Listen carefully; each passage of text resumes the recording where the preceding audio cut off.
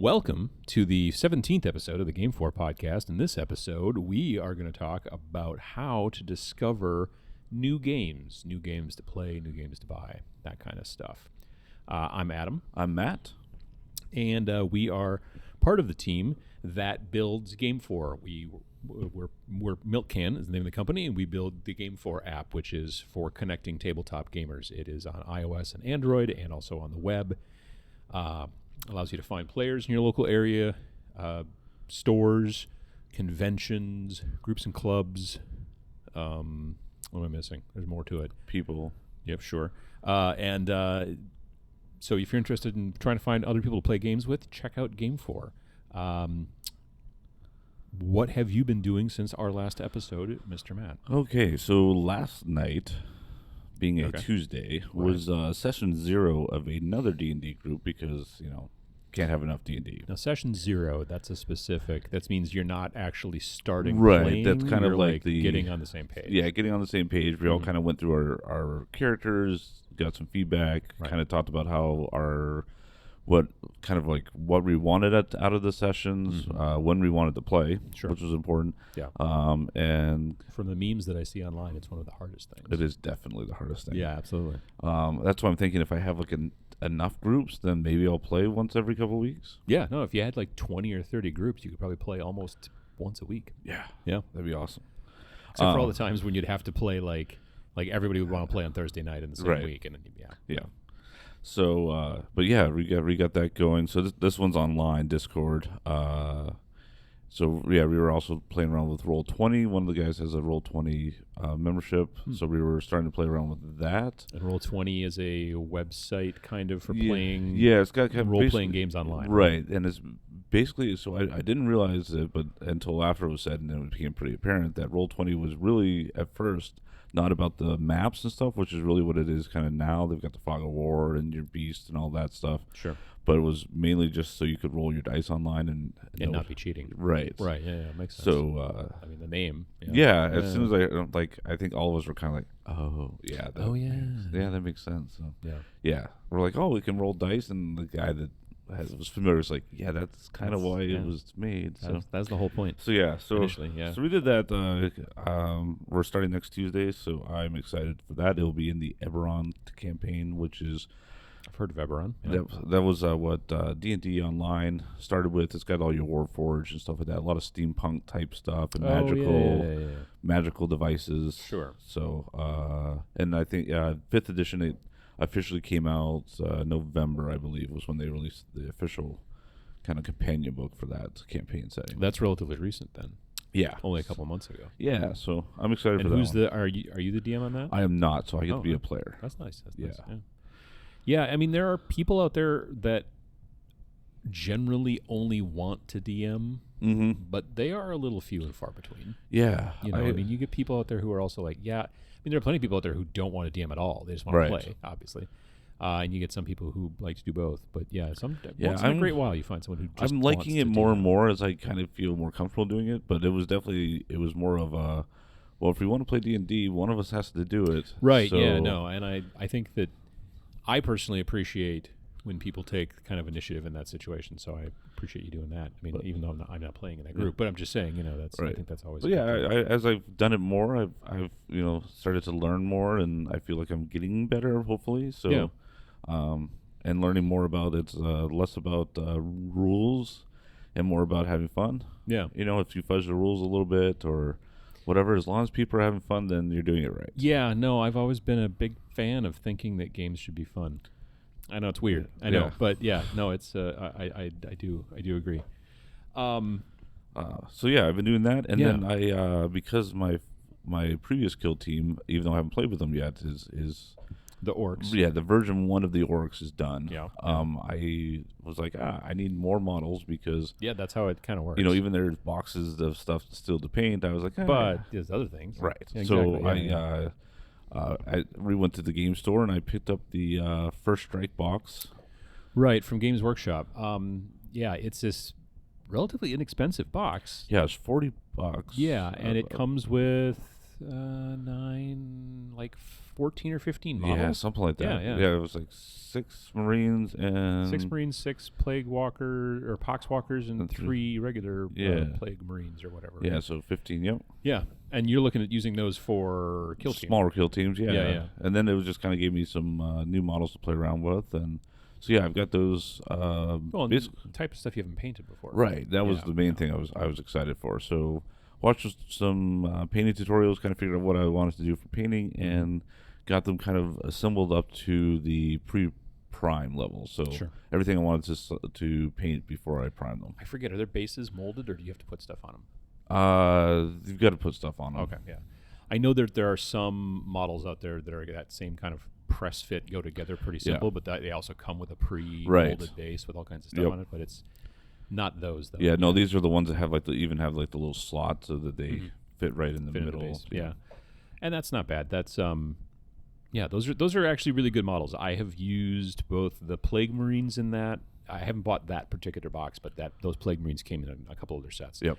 So I've used those Plague Marines because they sell just the 3 Plague Marines separately for like $15. Yeah. And then they sell the 3 Primaris for $15, and they sell the 3 Reavers for $15. Which, if you look at that, that's $45, and that does not include the 6 Poxwalkers that you get in that box for $40. It's a spectacularly good deal. Yeah, and there especially was if you're looking at building if you're looking at building a Imperial or whatever kind of a kill team and mixing some Primaris and some Reavers, or if you're looking at doing Plague Marines and some Poxwalkers, or both. Right, you're going to basically be able to make 2 kill teams out of that. Yeah, and the other thing I really liked, it came with a little book that kind of talked about the history of the 40K universe, which was nice since I'm still relatively new. Yeah, it's not just designed for, this is a box that you can make 2 kill teams out of. It's actually designed to get you into 40K. It's just that a lot of people do buy it for kill team because it can make 2 decent armies pretty quickly and cheaply. But yeah, it comes with some like kind of beginner rules and stuff like that. Talks about the history, then talks about other factions that aren't even included in the box and stuff. So like if you wanted to get one of your kids into it, this would be like a good kind of starter box for and just it was sitting down and playing. It took me like 10 or 15 minutes to read through it, but it gave me a way better understanding of like the God of Nurgle and Chaos and what that is. And it was a super smart idea. They've been doing a lot of smart ideas like this, Games Workshop recently, with trying to get people into miniatures. Of the 4 genres that there are out there in tabletop that we deal with in the app, you've got your board games, your card games, which are collectible card games. You've got your RPGs, and you've got your miniature war games or whatever. Miniature war games is like the smallest of the 4 genres by far. Also partially because it's kind of tougher to get into to some degree. Right. There's a lot more you have to do. Right. So we've talked about that a few times. Exactly. Yeah. So it's for a long time, a lot of the companies, especially Games Workshop, who's the biggest, was just like, that sucks. You should try harder. You know what I mean? And then I don't know, 5 years ago they got smart and they were like, oh wait, we should make it so that there are more people in the industry so they'll buy more stuff. So they've been planning a lot of their releases to be friendly to new players, or they've not everything, but a lot of their stuff, so that there are starting points to get you into the hobby. And almost everything that they're designing these days, other than the fanciest or the highest end stuff, is designed so that it is a good gateway to get further into the hobby. Yeah, the start collecting boxes, the ones like this, it even like in the middle of that one had a thing of like, okay, well, if you want a slightly bigger army, here's the next box. Oh, absolutely. Well, look at it. You're like, okay, cool. I've got my orcs built, painted, everything's ready to go. I can start to play. I haven't started playing yet. Well, for $40, I can get 2 more forces. I mean, it was like, it's a smart move on their part. Yeah, I know, and I went and bought more of their paints and, exactly. and stuff. All the stuff that kind of, the accoutrement that goes along with it. Exactly, Yeah, no, I get that. I do have a basement full of that. Speaking of which, I have a basement full of that, and I've been working very slowly on it because I don't want to do it. And that turns out that when you don't want to do something, you're bad at it. So, that's been what I've been doing somewhat. I did get, for my YouTube channel, I'm starting to poke my toe slowly into battle reports. A battle report, for those of you that don't pay attention to miniatures and stuff like that is generally like kind of a, not exactly a blow by blow, but it is a game, a miniatures war game that's being played, and you're watching as it's being happening, but it's not happening like completely live. Normally you edit.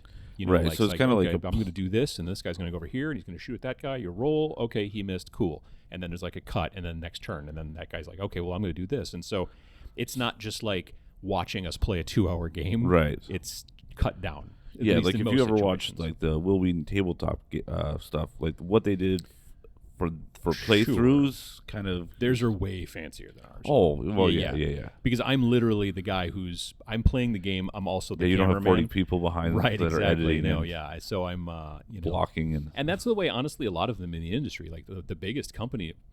Yeah, there are companies, but the biggest YouTube channels, let's say, that do that kind of stuff. You look at like mini wargaming, look at tabletop tactics. Those guys are all usually one of the players is holding the camera. That's kind of the way it works. And so I filmed one actually because I got the room set up a lot better. Filmed one, I don't know, Saturday, I think, after Christmas. Okay, yep. Like 28th or whatever. And I'm not happy with it. It's not good. It's the camera that I'm using doesn't, which is actually this camera right there, that we're using here for the YouTube video, is not a very fast focusing camera. Oh, Close focus. I don't normally use autofocus when I'm filming stuff Sure. because it's sitting there. Like right now, that camera's not on autofocus because I don't want it to be constantly trying you to don't figure want out when you go like back and forth. this. Exactly. Yeah, we don't want it to be trying to figure out what to refocus on. If we focus it and let it sit, and it's a great video camera for doing stuff like that. But when you need to be able to focus on a model that's 2 inches tall and then move over 2 feet and focus on a different model that's a little bit further away that's 2 inches tall, you need a better focusing camera. So I will release that one eventually kind of as a beta test. But I did go out and buy a different camera because that's what I do, so that I can use that type of camera, which has got a better thing for focusing and stuff like that. So I spent some money on that, and we'll do another battle report soon.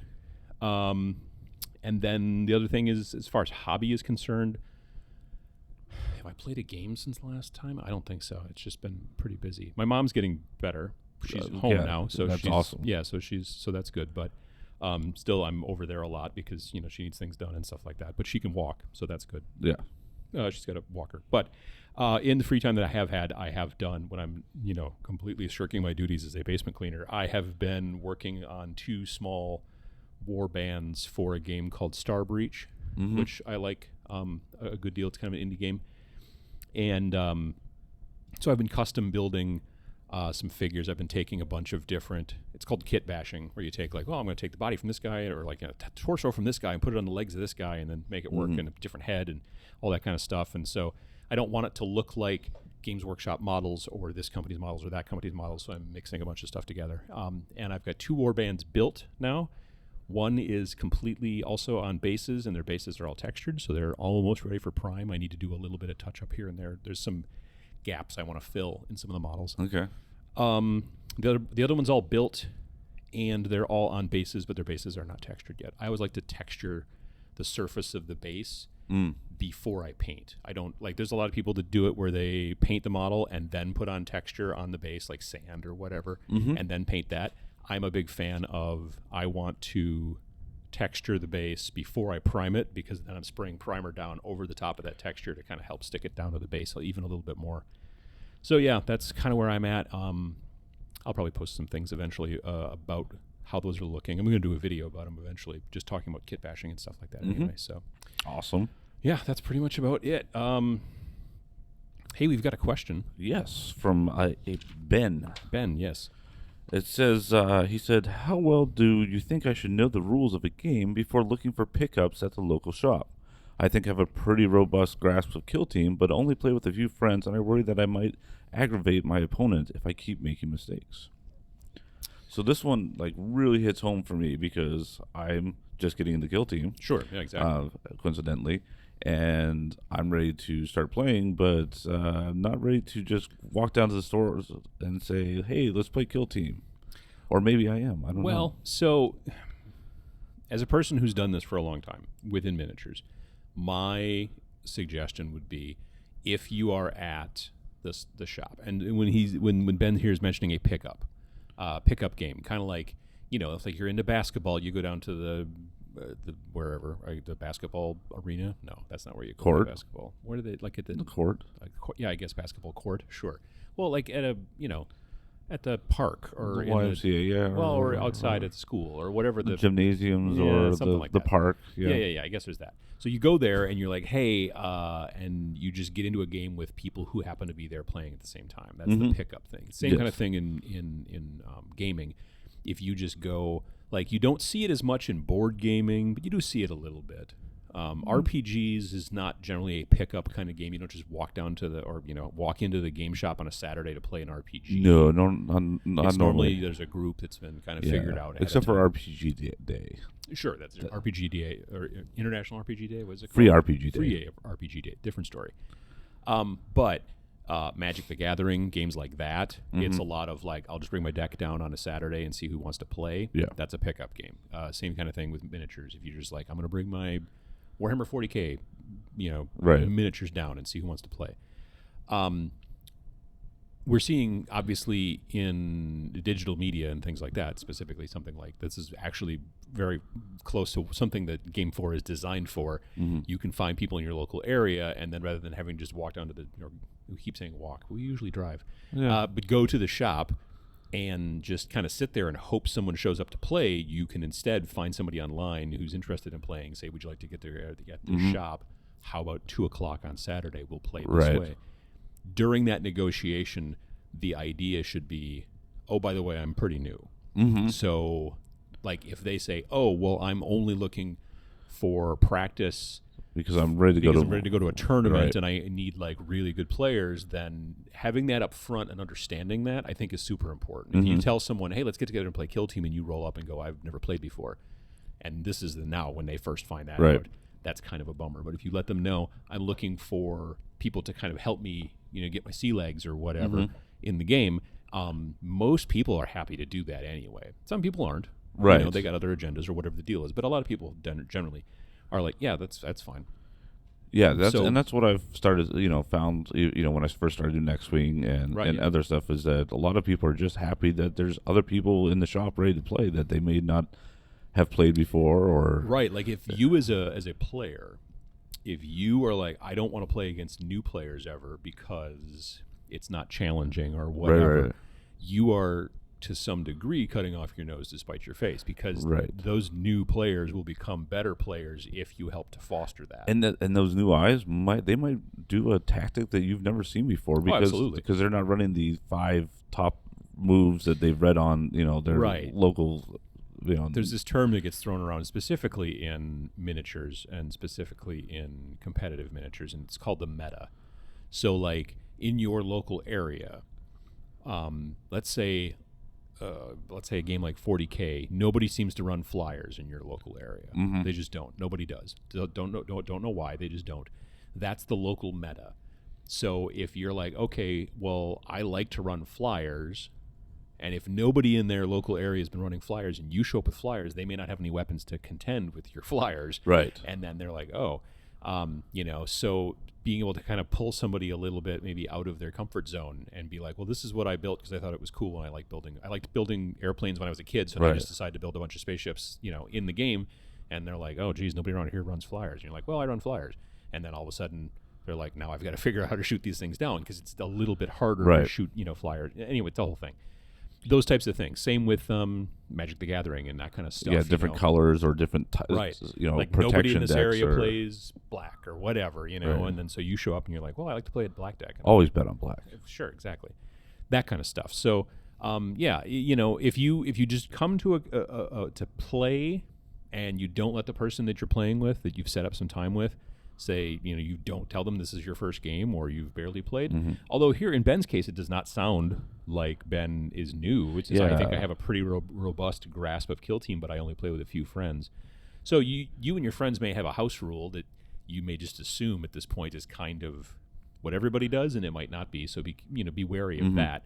I know amongst my friends in Kill Team specifically, there is a phase before the game starts called the scout phase, where you kind of have these choices for like, this is the intelligence that I'm going to try to gather at the beginning of the game, or these are the pieces of terrain that I'm going to put a bomb on so that you don't, And honestly, amongst the friends, we just skipped that whole. It seems like it's an extra weird sort of strategic mess around, and we're kind of just like meh, So we have a tendency. Sometimes we try to do it just because we feel like we ought to, because it is technically part of the game. But there's amongst the few guys that I play with, a lot of times we're just like, skip the scout phase. It's just a pain in the butt, because there's a lot of things in the scout phase where you're like, oh, if you picked this number 2 of the choices, and then you picked number 2, then.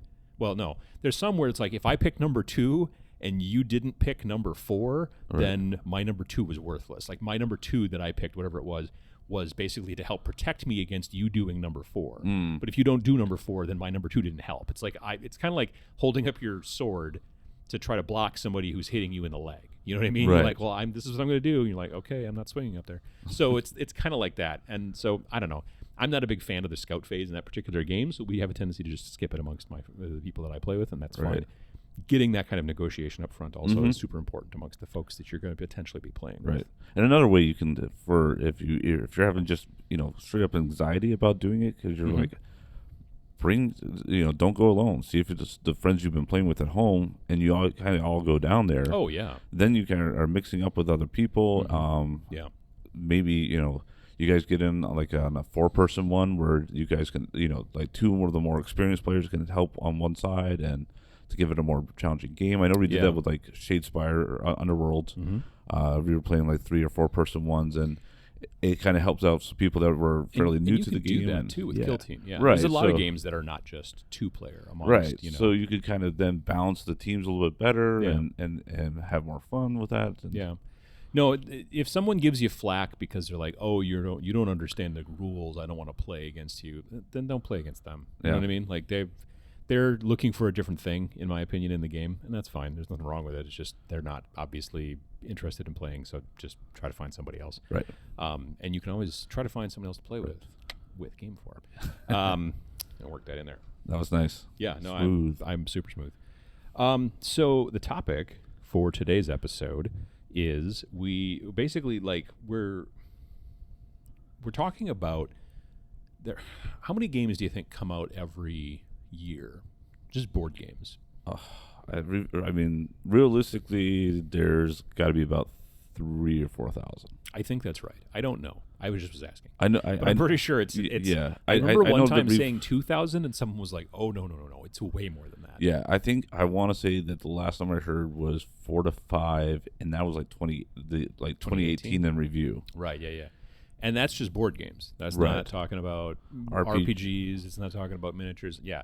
So there's an astounding amount of product out there. Now, everyone has a tendency to hear about the big names, but just like with taste in music, like when you're younger, when you start out listening to music, most people, and I'm sure some of you in the comments will be like, "Oh, I only started listening to indie bands when I was 8 years old." Fine. But most people, when you first start out, you are listening to popular music. Yes. I think the 40 first stations, tape that I ever got was either Michael Jackson's Thriller or some Hall & Oates album, or potentially both of them on the same birthday or Christmas or whatever. I think Michael Jackson's Bad was my first cassette that I was right, given. yeah. And I think for CDs, I want to say it was a Guns N' Roses CD. I think it might have been Appetite for Destruction. I don't know.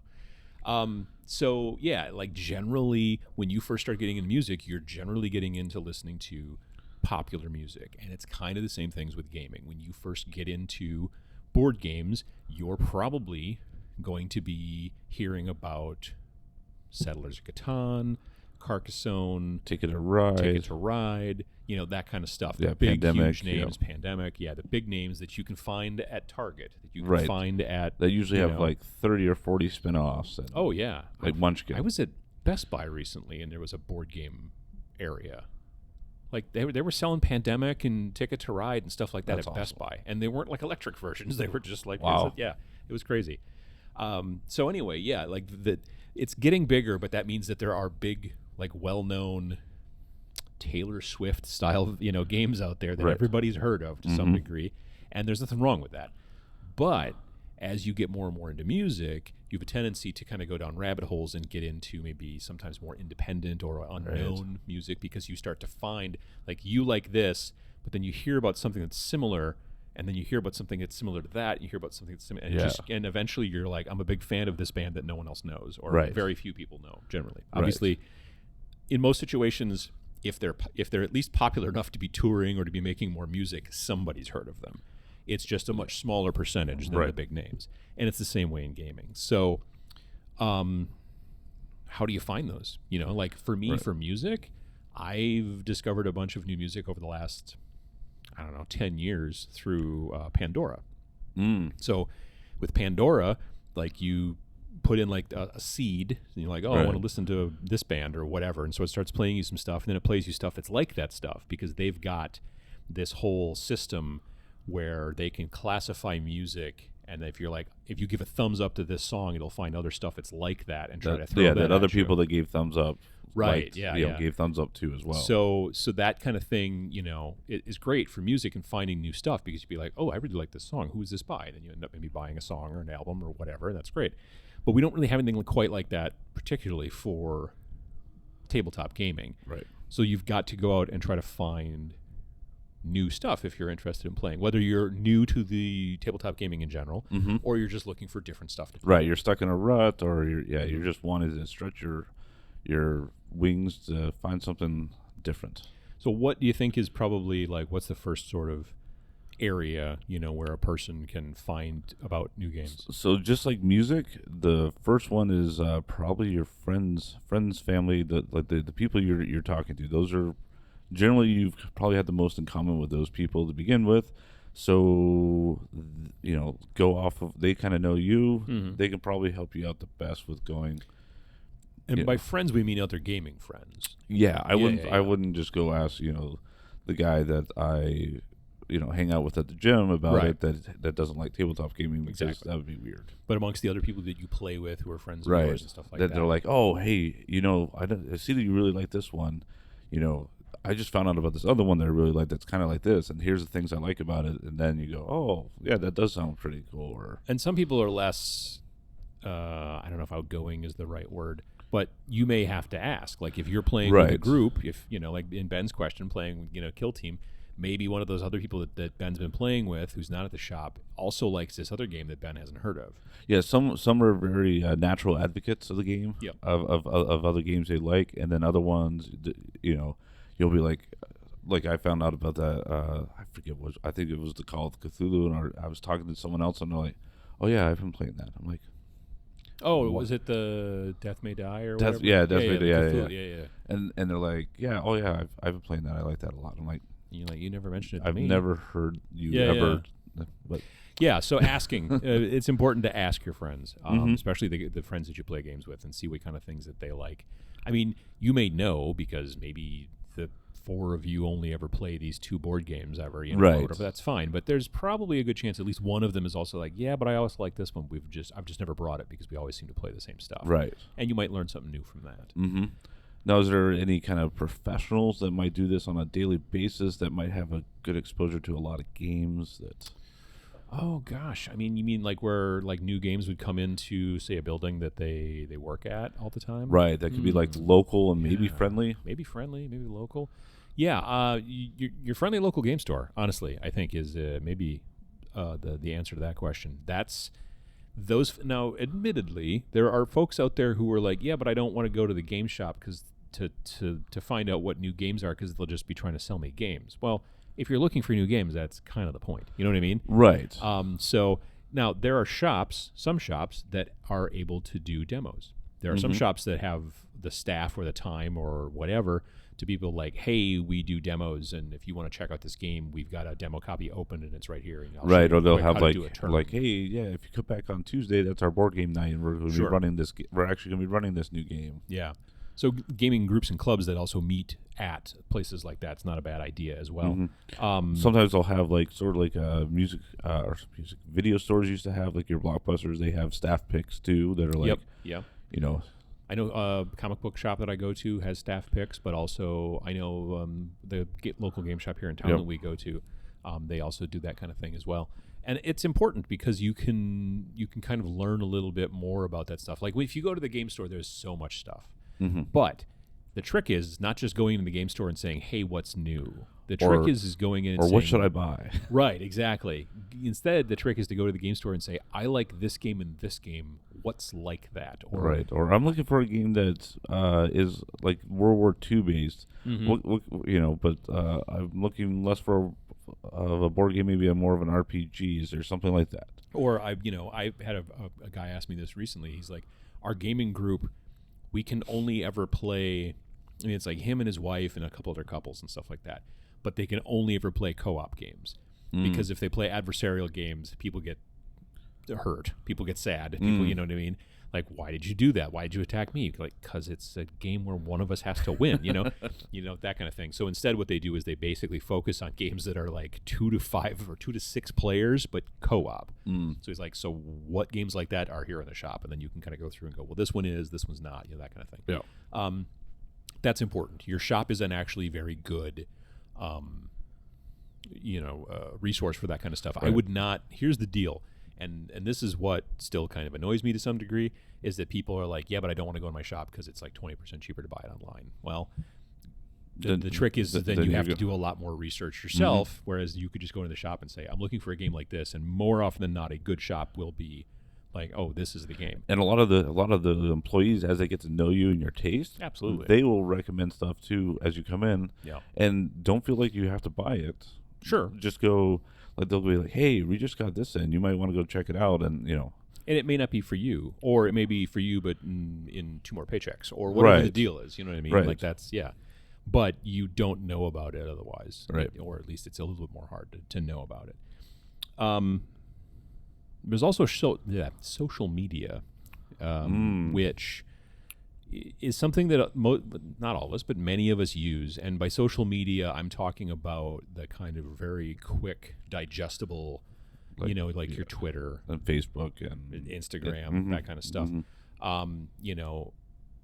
When we were kind of coming up with this, we were talking about what is and what is not social media, and that I think this is a differentiation to some degree, because more often than not, when you're on Twitter, you're finding links that go to other articles, or more often than not, like Instagram, and it depends on the game genre to some degree. Right. I think Instagram is way bigger in miniatures than say board gaming, or because people are Magic. Right, because people aren't going to be like, hey, here's the meatball picture that came with my latest box I opened up. Yeah. Versus, here's the miniature I've assembled and put together and customized. Right. That I spent 40 hours painting. You may post a picture of, hey, we all got together and played Pandemic on Thursday night or whatever, and that's fine. But as a person who plays miniatures and follows a lot of that stuff on Instagram, there are a lot of people posting pictures of their work, and that's kind of a different thing. Yeah, and I've seen a lot of people that will then kind of run off of that and go, wait a minute, where'd you get that miniature? Exactly. What game does that go to? And that's where it comes from, is you see like an amazing miniature, and it's not just the paint job, but it's also just like, where'd that miniature come from? And that's how you find new companies that sell you miniatures and things like that. Or, I've never seen a dragon quite like that. Where did that come from? Oh, I got it from this company, and I just modified it a little bit to do this, and then, that kind of stuff. So that can be really helpful. But for tabletop, like gaming and stuff like that, I don't know that for like board gaming, RPG stuff like that, Instagram's maybe not as big of a deal as it is for miniatures, but Twitter is quite huge in that situation.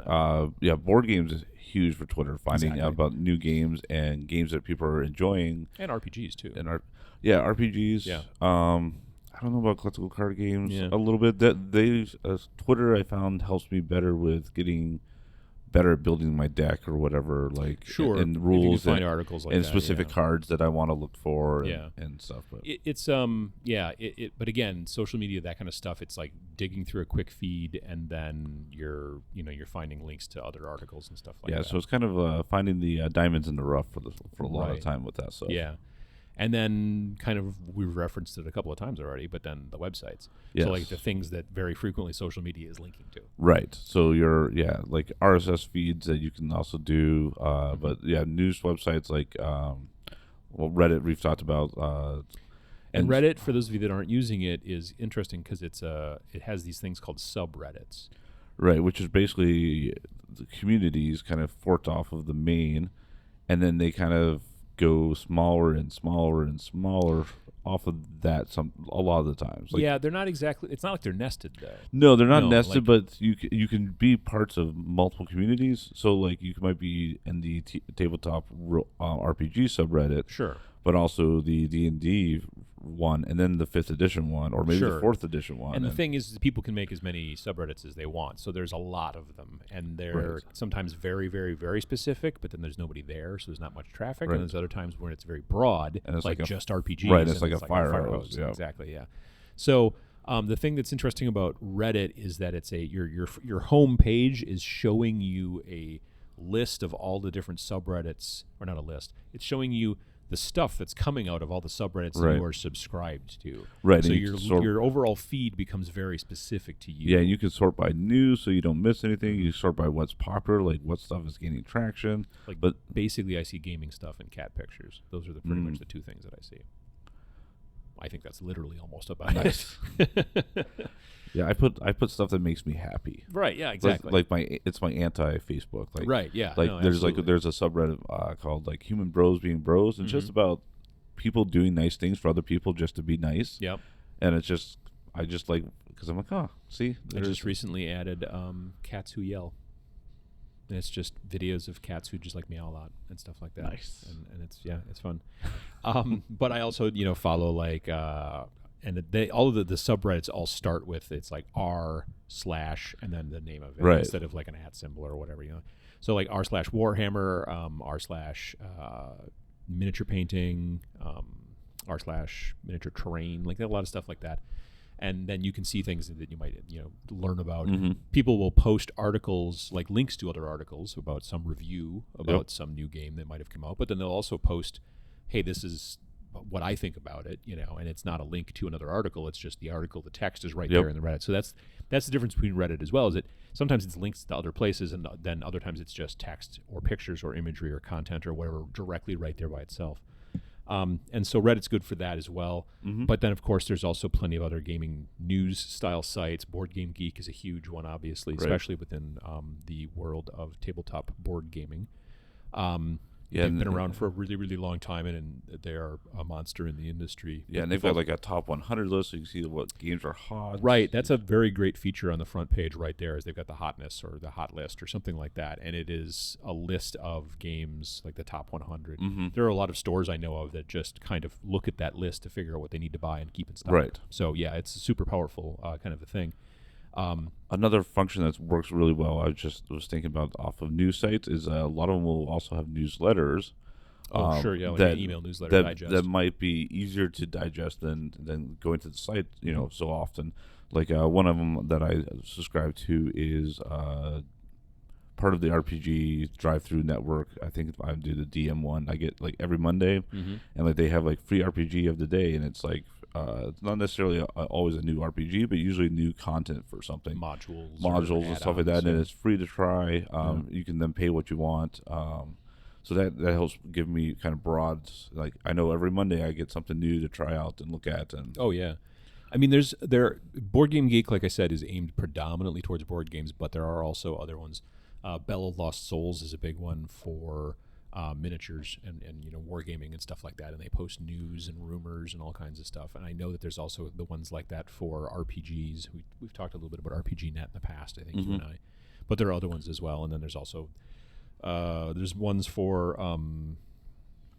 collectible card games. I can't think of the name of it. I know that there's a lot of news that comes out of TCG Player and that kind of stuff. Yep. But yeah, they so there's a lot of that kind of thing, and that's where you can find like newer stuff, because either a company, the company, when they make a new product, they're marketing people. It's their job to let people know. right, So that's what they're doing day after day. And so hopefully, if you're looking for new things to play, again, we go back to that thing about the big pop stars versus the indie artists. If your interests become more indie, you do sometimes kind of have to search a little bit harder, because those people don't have the marketing budget that the big pop stars do. right. You know what I mean? So, another good place, I think, another website that I forgot to mention is Kotaku, which talks a lot about video gaming as well, but they do spend a pretty good time talking about tabletop gaming as well. Yeah. You kind of have to know how the site works to make it so you're not having to dig through a bunch of stuff you're not interested in. They have these things called tags. Okay. Like, so Reddit has got subreddits, which are basically just like sub versions of Reddit that only talk about certain, subjects, and there's hundreds of thousands of them, if not more. Whereas, Kotaku's talking about gaming, so if you just look at the Kotaku front page, you'll just see all the articles like in a chronological list since the most recent one they posted 5 minutes ago or whatever. But each of them will be categorized in some fashion via a tag.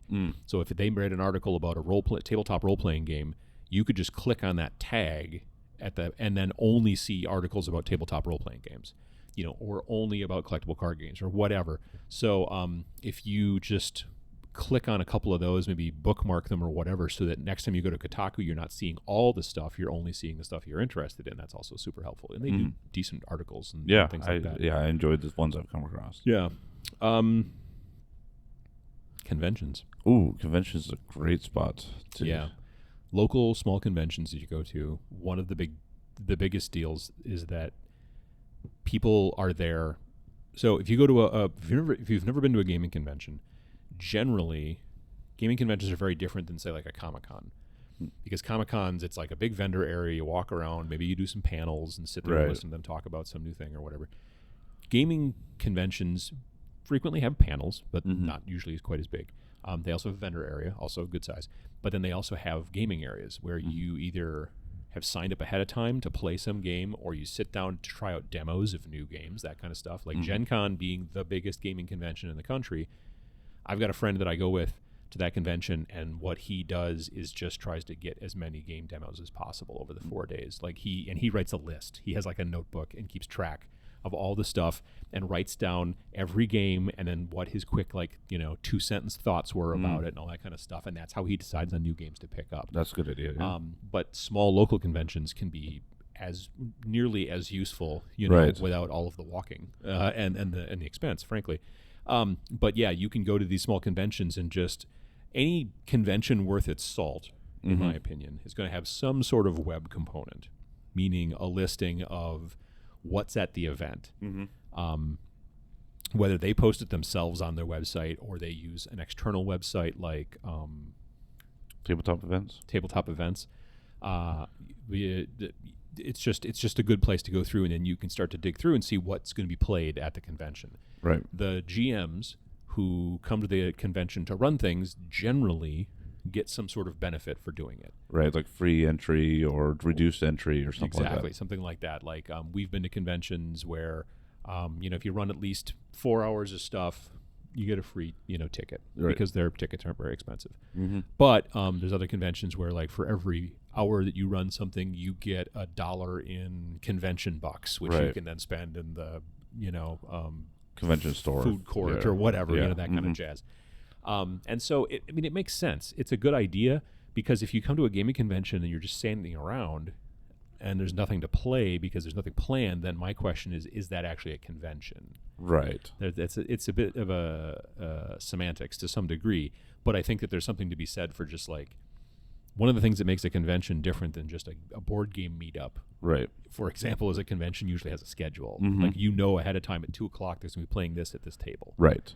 And I think that's kind of important. But just being able to skim through a website and look at it and go, oh, okay, cool, this is what's going to be run. I'm interested in that. The description sounds cool. I've never heard of it. I'm going to definitely try that to get into that. Right. A lot of times it's like they'll have gaming libraries, especially for board gamers. Oh, yeah. That you can try out games that you've heard about but didn't get to try. And now the response in that situation might be like, well, how am I going to know what to try if I don't know what to try?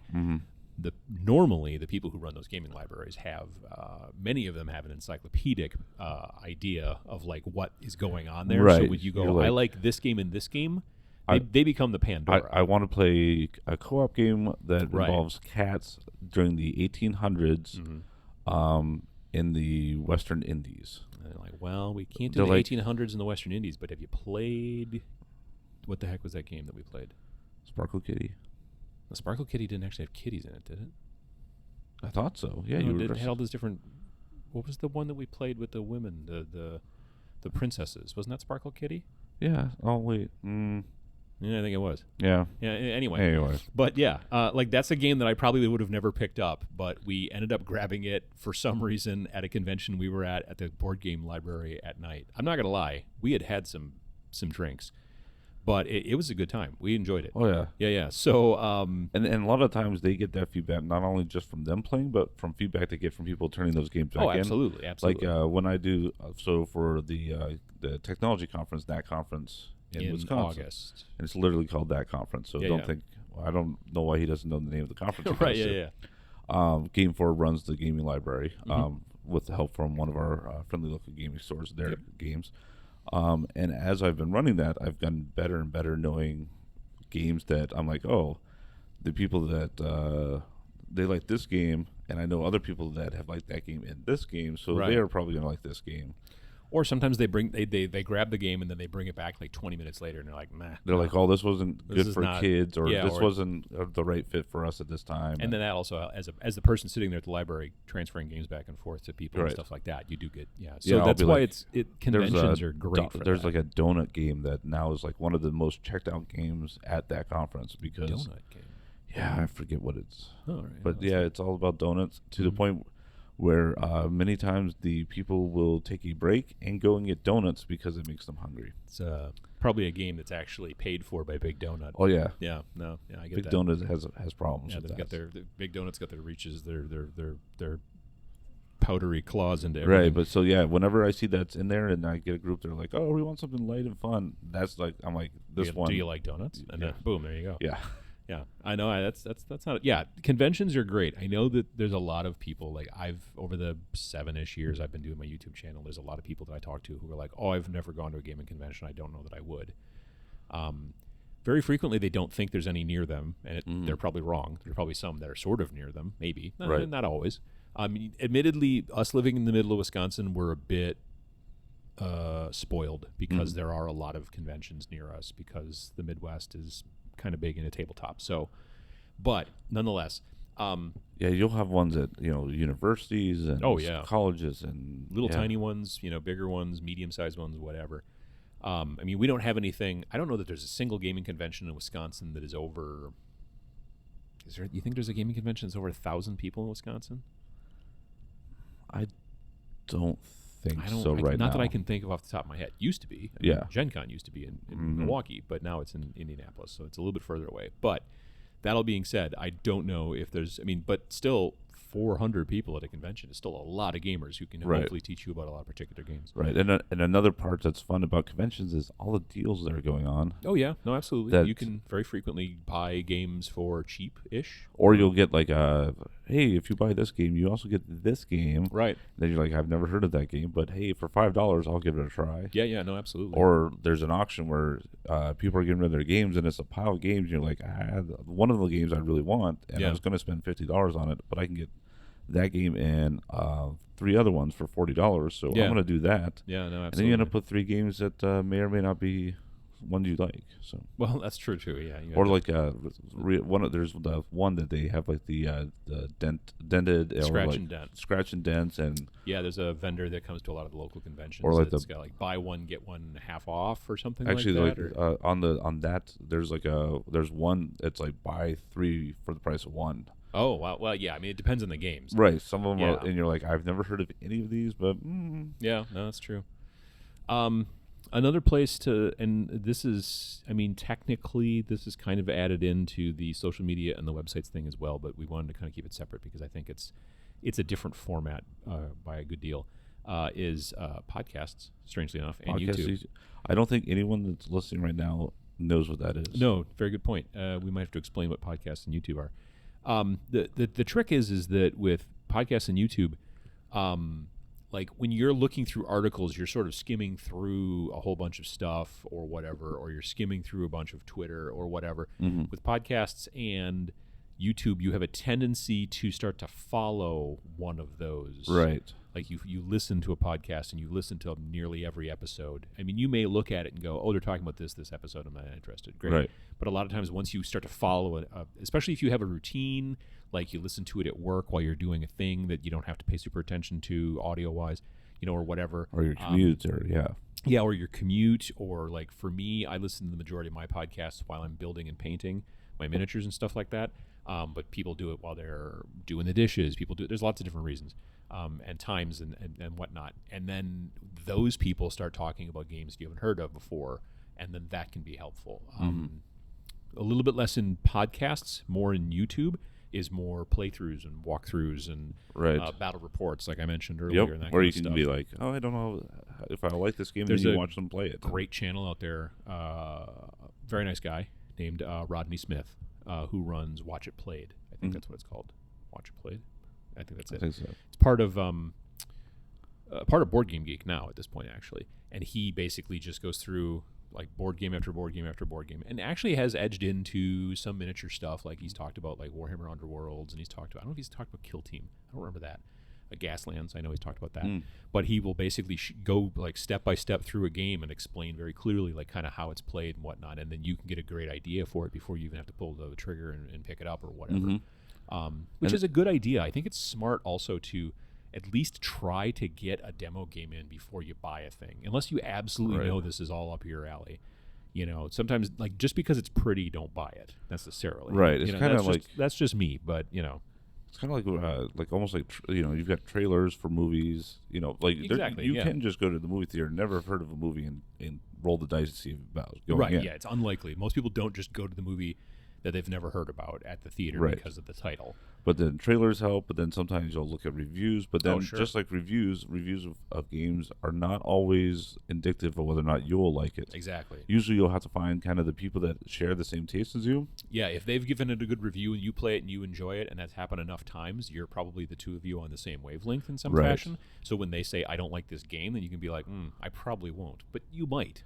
Right. You know kind of It's not a subjective thing. Right, and listen to why they didn't like it or why they liked it. It's not an objective thing. Yeah, it's not an objective thing. It's a subjective thing. Right. So no, because you'll want to go like I listen to Dice Tower, and there's times when I'll be on the same page with Tom and go, oh yeah, if he likes this game for the reasons he's saying, I'll probably like this too. But then sometimes he'll say, oh, I hate this game because it was too heavy in this area, and I'm like, actually, I like that. I kind of like that, so I'll probably still give it a try. A good reviewer is going to explain why they like or don't like things, and because that can help it to the point where they might say, I really love it because of this, and that's not a thing to you. That's not important. You know what I mean? To you. So that's not a good reason for you to buy it. But if a reviewer just says, I'm going to give it 4 stars, but doesn't really explain much. I mean, most reviewers try to explain.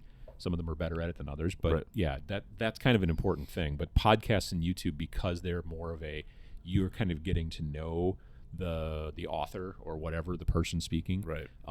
You start to kind of follow and get the idea. And the reviews, in my opinion, on those can be a little. I mean, you can also follow a person on a website if you keep following, but so many websites now have so many authors in them. It's sometimes hard to follow a specific author. Right. You usually don't have them. Right. You usually don't have single blogs. Right. Because there's there are so some much out there, but there's also not. None of them are very big usually. Right. So it's kind of because there's so much stuff to review. Right? Oh yeah, absolutely. And then lastly, I guess there's like Kickstarters. Like Kickstarter, you and I had a couple of conversations about this week already about how.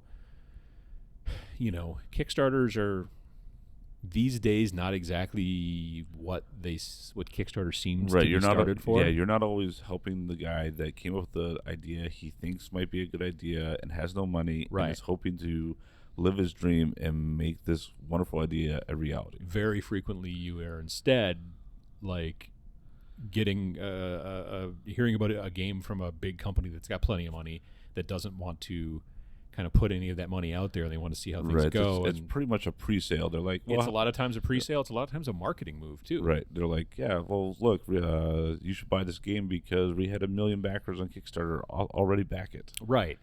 And 1 million Elvis fans can't be wrong or whatever. I mean, it's kind of that to some degree as well. In some places, but you can still find some gems and some niches that might sound, but and you can search just through Kickstarter if you really want to, but there's also, you've got a website name down here. Oh yeah, Kick the Table is one that I was recommended, and that kind of helps weed down on stuff that's new tabletop things that are coming on the Kickstarter or just came on, and stuff that are expiring. Oh, so it's like as it's getting towards the end, that's when it kind of becomes bigger. You can see like they have both lists. So right. Sometimes I'll be like, oh, I wonder if there was anything big that I might have missed that I want to get in on. Like go, oh well, this one was funded 10,000%, and why is that so popular? And I can read through and go, oh well, okay, but that's not for me. Or go, oh wow, I almost missed this, and then I would have had to wait 2 years before it to hit the retail store. And kickthetable.com. I've not checked that out. I should do that. Yeah. But it worked a little bit better than just sorting by new in Kickstarter. Right. Yeah. For me, there's so much in Kickstarter. Yeah. Because we talk about how these big companies are using Kickstarter a lot and all that stuff, but there are still 30 small companies who are doing it at the same time for every one big company. Right. The problem is you don't hear about the little companies too Generally frequently. not. Yeah. It's always the big companies who have the marketing budget. So, So there's a lot of different ways that you can find new games to play, because you may be in a rut, you may be stuck and be like, I don't want to play these games anymore, or I've played them too much, or I like them but I would like to get something new. Maybe it's for your gaming group, maybe it's for just yourself. But yeah, there's a maybe you got a bunch of empty shelves for Christmas. Oh goodness, yeah, you wouldn't want that to be the case. Yeah, you can't just have empty shelves. So yeah, it's you wouldn't want to have a clean basement. I'm just saying that's ridiculous. So yeah, there's a lot of. I mean, we live in an era now where there's so much data that you can find at your fingertips at any time. But sometimes there's so much that it's hard to go through. So hopefully this helped a little bit in helping you guys to find a new place to look for new games that you might enjoy, no matter what genre you're into. Thanks again for listening to this episode of the GameFor Podcast. If you've got questions or comments and you're watching on YouTube, please leave a comment below. If you're listening via your favorite podcast player or just aren't into the whole YouTube comment section thing, then you can feel free to reach out to us via email at podcast@iamgamefor.com.